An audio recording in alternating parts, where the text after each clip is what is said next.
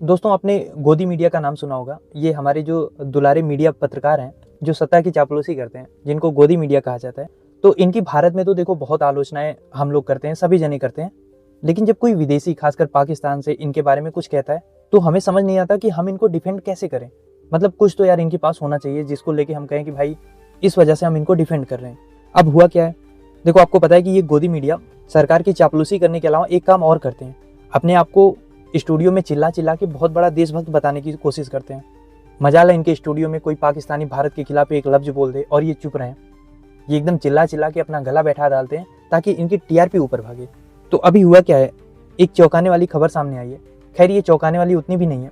एक पाकिस्तानी पत्रकार है हामिद मीर, उसने एक वीडियो में दावा किया है कि अर्नब गोस्वामी जैसे एंकर्स अपने शो में पाकिस्तानी मेहमान बुलाते थे और उनसे कहते थे कि भारत के खिलाफ आप उल्टी सीधी बातें करो, जितनी गालियां दे सकते हो दो, और इसके लिए हम आपको मोटा पैसा देंगे। अब हामिद मीर ने ये बात ऑन कैमरा कही है और अभी तक ना अर्नब ने ना रिपब्लिक टीवी ने इसका कोई जवाब दिया है। तो सवाल ये है कि क्या ये सच है, और अगर सच है तो ये कितना बड़ा धोखा है भारत के साथ, भारत के लोगों के साथ। अच्छा, इसको थोड़ा सा अगर हम थोड़ा सा पीछे जाके अपनी मेमोरी को रिफ्रेश करें तो आपको याद होगा उस ऑपरेशन सिंदूर में गोदी मीडिया के चैनल्स हर रोज पाकिस्तानी मेहमान को बुलाते थे। मतलब जहां एक तरफ भारत सरकार पाकिस्तानी प्रोपोगेंडा फैलाने वाले लोगों के अकाउंट्स तक को बैन कर रही थी, ये लोग ऑन टीवी पाकिस्तानी लोगों को लाइव बुलाते थे। वो आते थे, भारत को गालियां देते थे, हमारे एंकर्स उनको जवाब में चिल्लाते थे।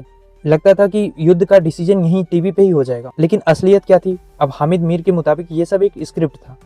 प्लान ये था कि पाकिस्तान से जो मेहमान आएगा 3 मिनट भारत को गाली देगा, फिर चैनल का एंकर या कोई और मेहमान 7-10 मिनट पाकिस्तान को गाली देगा। इसका नतीजा क्या होगा? नतीजा ये होगा कि चैनल की टीआरपी आसमान छूने लगेगी।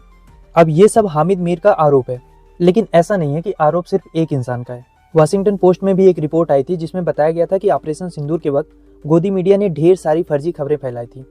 और वाशिंगटन पोस्ट को छोड़ दो, वो तो विदेशी अखबार है। हमारे खुद के सीडीएस अनिल चौहान ने ये कहा था कि हमारी मिलिट्री का 15% टाइम फर्जी खबरों से निपटने में जा रहा था। और फर्जी खबरें केवल पाकिस्तान से नहीं आ रही थी, दोनों तरफ से।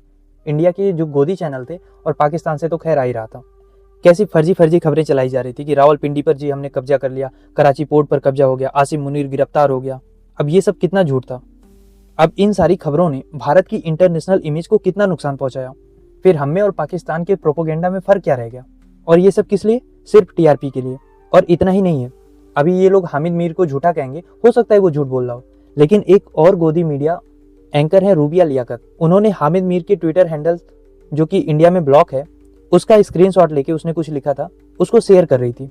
अब सवाल तो ये भी उठ रहा है कि अगर हैंडल इंडिया में ब्लॉक था तो उसके ट्वीट्स को वो देख कैसे रही थी और क्यों देख रही थी? इतनी बड़ी आप देशभक्त हो, आप ऐसी हरकतें कर रही हो। और आपने कभी नहीं देखा होगा इन गोदी मीडिया वालों को कि पाकिस्तान की तरफ से किसी गंभीर पत्रकार को या किसी एक्सपर्ट को बुला के उससे डिबेट करें। इनको चाहिए होता है चीखने चिल्लाने गाली देने वाला टाइप, जो गंदी भाषा का प्रयोग करे, जो ड्रामा करे, क्योंकि यही सब बिकता है। और इन सब ड्रामेबाजियों के लिए मोटा पैसा खर्चा किया गया, ऐसे एलिगेशन लग रहे हैं। तो अब सवाल ये है कि क्या सरकार को इसकी जांच नहीं करनी चाहिए कि कितना पैसा दिया गया? अगर पैसा दिया गया तो किसे दिया गया और क्यों दिया गया? क्या इसका मकसद सिर्फ टीआरपी था या कुछ और ये जो फर्जी खबरें चलाई गई जिन्होंने भारत की इज्जत को दांव पे लगाया, इसके पीछे गोदी मीडिया का मकसद क्या था? दोस्तों, ये पूरी कहानी अब आपके सामने है। बड़ा इंटरेस्टिंग सा गेम है।